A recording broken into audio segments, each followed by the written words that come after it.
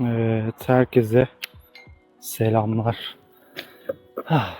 Bugün canım sıkıldı. Bayağıdır basket oynamak istiyordum ama bileklerim, özellikle şu sağ bileğim çok acıdığı için bilgisayar başında durmaktan bir türlü gelememiştim. Şimdi Insta360 kamerasını da bu yeni chest strap'li setup'ımı denemek için dedim kamerayı alayım. Basketbol potalarına getireyim. Siftah Airball. Hem aksiyonda nasıl gözüküyor hem de setup'ımda nasıl gözüküyor kamera açısı, ellerim, kollarım, onu öğrenmek için böyle bir şey yapayım dedim. Çok da kollarımı açamıyorum açıkçası.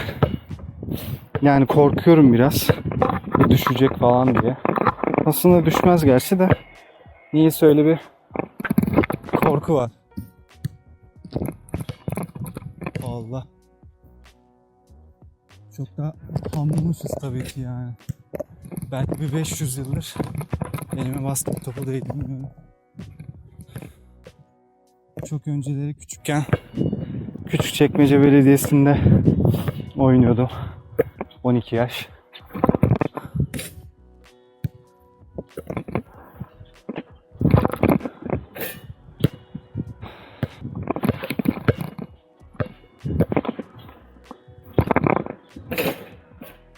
Tabii de arkadaşlar kolumuzda güç kuvvet kalmadı ya. 30 yaşına geldik. Bilgisayar başında olmak sürekli. Artık bu karpal tünel mi karpal ney mi artık çok büyük bir derde sebebiyet veriyor. Bilekleriniz, kollarınız ağrıyor. Zaten biliyorsunuzdur, belki fizik tedaviye gitmiştim. O bayağı bir sonuç verdi aslında ama devamında yine bilgisayar başında olduğumuz için hep sıkıntı. Topu da biraz daha şişirebilirmişim çok. Yani bakayım. İyi sekmiyor. Biraz daha şişermiş. Arabada bıraktım ama. Arabada evin orada maalesef. Bir de şuraya deneyelim. Yok baba yok, gücümüz kalmamış ya. Güç bitmiş. Bir de bu arkadaş da koşarken bıngıl bıngıl oynuyor. Biraz daha sıkmam gerekiyor sanırım. O yüzden çok da güç veremiyorum. Hani çünkü şu an basket oynamaktan ziyade biraz test etmeye çalışıyorum kamerayı. Ve çok fazla oynarsa o stabilize... Gerçi onu da görmek lazım aslında. Yani burada Airsoft'ta oynamayı planlıyorum. Airsoft'ta yani acayip derecede hareketin olduğu bir oyun. Ve o harekette bu bıngıl bıngıl ederse stabilizasyon falan nasıl olur? Onu da görmek lazım.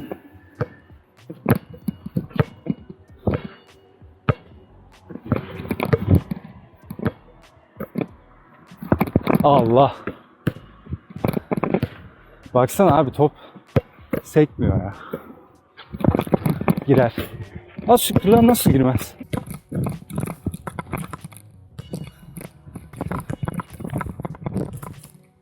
Basket oynayın arkadaşlar. Girer. Ha,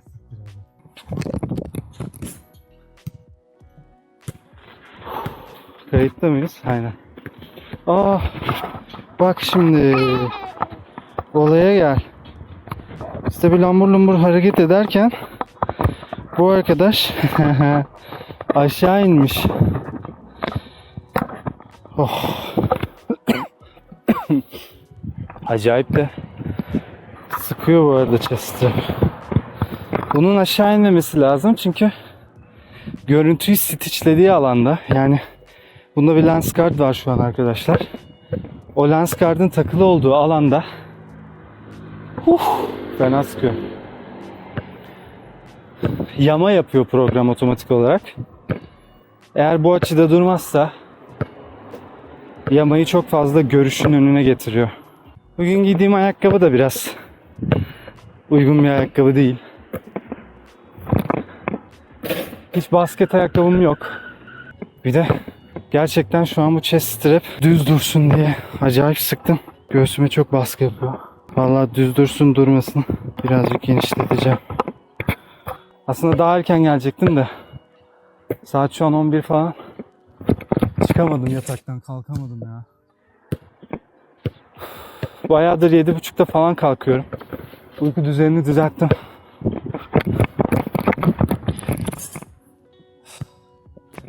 Uyku düzenini düzeltince dedim ya şu aşağıdaki basket sahasına gideyim. İşte onda da biraz çekiniyordum açıkçası. Hani millet oluyor falan. Biraz millet oluyor falan işte. Çok da şey yapmak istemiyordum. Çünkü elinde geleceksin basket topuyla. Sana burada bir sürü genç bakacak. Orada da şey diyemiyorsun yani. Aa, ben de oynayayım diyemiyorsun. En azından ben diyemiyorum yani.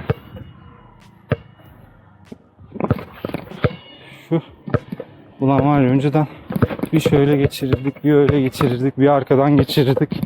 Şimdi hiçbirini yapamıyorsun. Antrenman arkadaşlar bu iş. Tamam doğal bir yetenek olabilir insanlarda. Buna hiçbir şeyim yok, itirazım yok. Ama çalışmadan olmaz yani. Ah yoruldum. Ah kedi. Ne yapıyorsun lan burada yeşillikte? Seni kedi seni. Bu ortadaki foto iyiymiş ya. Şunlar falan yamuk. Bu da yamuk. Ama ortayı herhalde çok az insan kullanıyor. O da yamuk gerçi de. Bu kadar değil yani. Bunlar kadar değil. Yoruldum ya. Yaşlandın mı ya?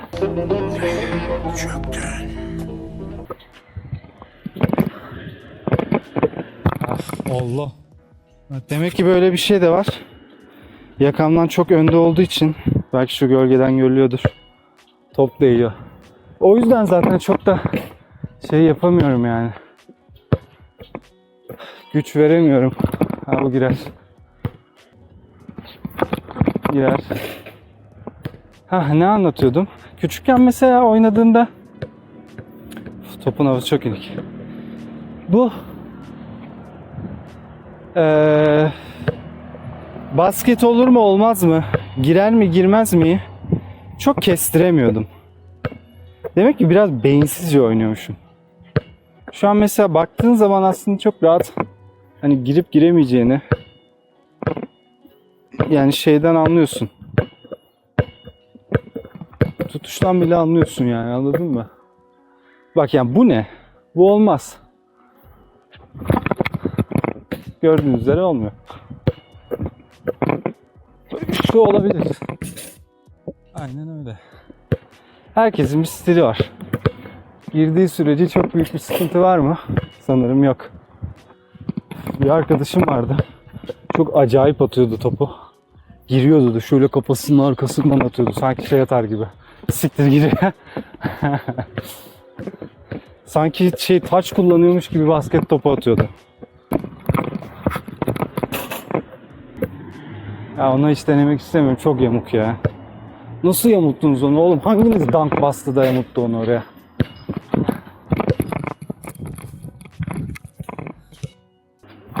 Bak bu girmeyecek. Niye? Çünkü top parmaklarımın ucunda döndü. Neden? Dengesiz bir atış yani. Yorulduk yav. Hiç vallahi kahvaltı falan da etmedim, su da içmedim. Direkt koşa koşa buraya geldim zaten geç kaldım diye. Neye geç kalıyorsak. Hani hem hafta sonu belki birileri olur. Hem de güneş tam tepeme gelmeden biraz basket atayım istedim. Aa bu girer var. Ya hadi lan oradan. Girmek hakkıydı. Bu topun o potaya girmek hakkı değil mi? O zaman daha iyi at. Kendi kendini cevaplayan adam. Hadi gir oğlum.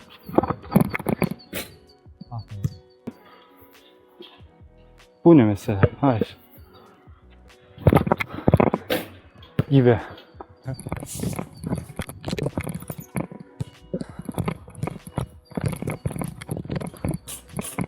Bunları da kaçırdım. kaçırmıyoruz ha diyecektim. Kaçırdık. Neden? Onu diyeceğim ya. Dersen kaçırırsın işte. Yani tabii bu yorulmamın birçok sebebi var. Bir tanesi kondisyonsuz olmak, evde oturmak. En büyük sebep. İkincisi de chest strap'in beni çok sıkması. Aslında mesela bunları atarken arkadaşlar, yani hesabınızı şu küçük çerçeveni vurduracak şekilde yapmalısınız. Ona vurdurursan girer. Böyle değil tabi. Bu da değil. Köşelerine vurduruyorum. İçine vuracak. İç. Gördünüz mü? İçine vurdurursanız girer. Yani şuna hedef almaya çalışmamak lazım. Oradaki küçük kareye, karı da denilmez de işte dikdörtgene hedef alacaksın. Nasıl ama her kaçırdığımda yoruldum bahanesi yapıyorum. Yoruldum ama ne yapayım. Evet, hayat nasıl gidiyor arkadaşlar? Ben memnunum ya. Niye memnun olmayayım ki? Gelmişim. Burada basket atabiliyorum. Basket atmayı düşünebilecek bir rahatlığa sahibim. O yüzden niye memnun olmayayım? Ya söylemek de isterim. Bunları düşünebiliyorsan okeysin ya. Artık vallahi pilim bitiyor. Bu arkadaşın şarjı bitmese de benim şarjım bitiyor arkadaşlar. Bu girer artık. Hem de. Koş. Koş. 1, 2, 3. Hop. Güzel ama özlemişim. Atacağım bir tane. Çocuklara sormak lazım. Çocuk geçiyor. Geçerken bakıyor. Gelsin bir tane. Atmak istiyorsa atsın. Çekinmesin. Keşke zamanında bana da sorsalardı. Ama maalesef soran olmadı arkadaşlar.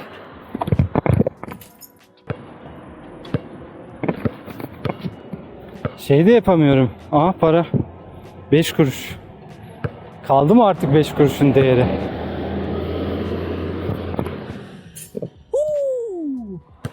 Deliksiz atar mıyız dedik. Deliksiz geldi.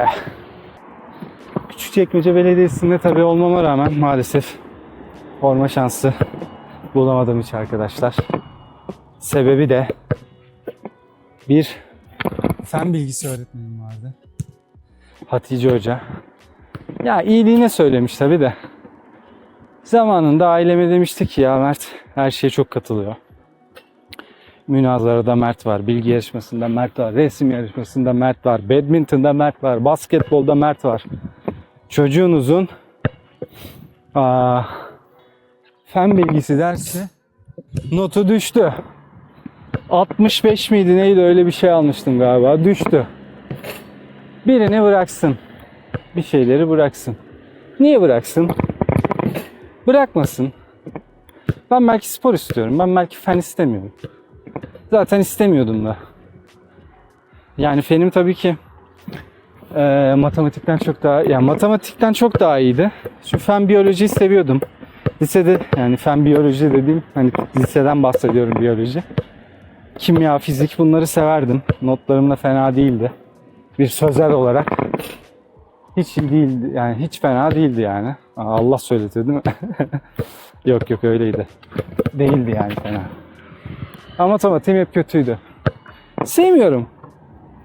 Ben basket seviyorum arkadaşlar. Ben badminton seviyorum ya. Badminton'u çok güzel oynuyordum ya. Yalan söylemiştim spor hocama. Beni takıma alacaktı. Lisans çıkartacaktım. Yaz tatilinde yalan söyledim. Dedim, bacağım dedim. Bir de o kadar şey bir yalan ki yani. Öyle bir çocuk yalanı ki yani hiç. Hocam işte ben bacağımdan sakatlandım. Dizimden bir şeyden sakatlandım. Ya spor hocası o ya. Bilmez mi bacağından dizinden sakatlanan adamı? Neymiş? Ben işte sakatlandım da bilmem ne bırakmak zorundayım. Ya bilmiyor mu niye bıraktığımı yani? Biliyor. İşte mecbur.